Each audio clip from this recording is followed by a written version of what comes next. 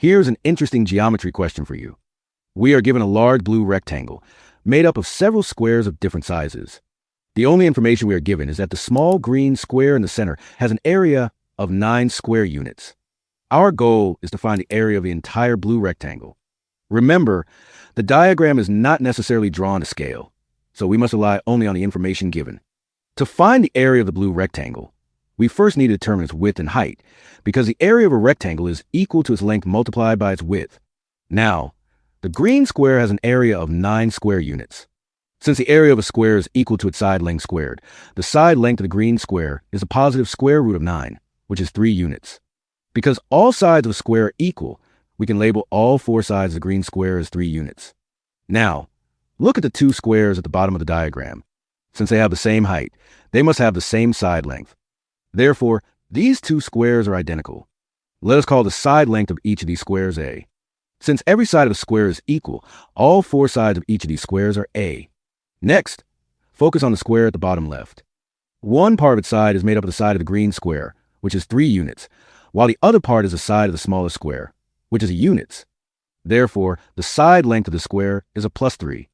Since it is a square, all 4 of its sides are plus 3. Now, let us find the width of the blue rectangle. Looking along the bottom, the width is made up of 3 consecutive lengths, a plus 3, A, and another A. Adding them together gives us 3A plus 3. So, the width of the blue rectangle is 3A plus 3. Now, let us move to the square above the bottom left square. One part of its side is the side of the square we just found, which is a plus 3. The remaining part is the side of the green square, which is 3 units. Therefore, its side length is a plus 3 plus 3, which give a plus 6. Again, because it is a square, all 4 of its sides are a plus 6. Next, look at the large square in the upper right corner. One part of its side is the side of the previous square, which is a plus 6. The remaining part is the side of the green square, which is 3 units. Therefore, the side length of this square is a plus 6 plus 3, giving us a plus 9. So, every side of this square is a plus 9. Now, let us find the height of the blue rectangle. Looking along the right side, the total height is made up of the upper square, with side length A plus 9, and the lower square with side length A. Adding these together gives us 2A plus 9. Therefore, the height of the rectangle is 2A plus 9. Let us verify this using the left side.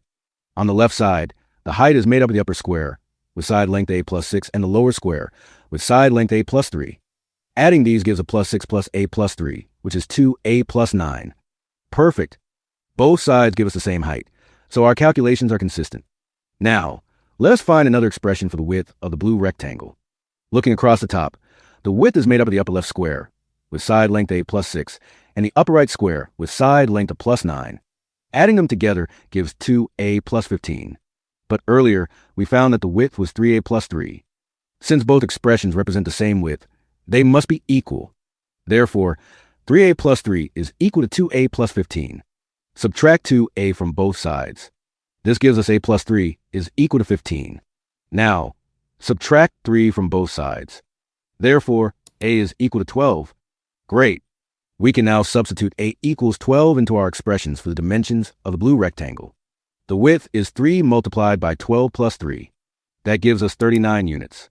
The height is 2 multiplied by 12 plus 9. That gives us 33 units. Therefore, the area of the blue rectangle is 39 multiplied by 33.